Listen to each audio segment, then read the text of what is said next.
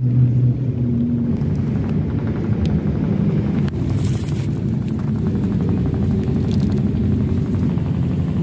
ফুলগুলা কলমের ফুলের মতনই মনে হচ্ছে, কিন্তু আসলে এগুলা কলমের ফুল না, এগুলা সমুদ্রের বালুচরে হওয়া কিছু ফুল।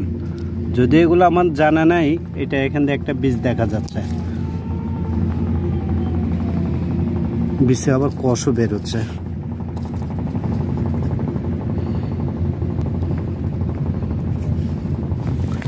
অনেক ফুটে আছে।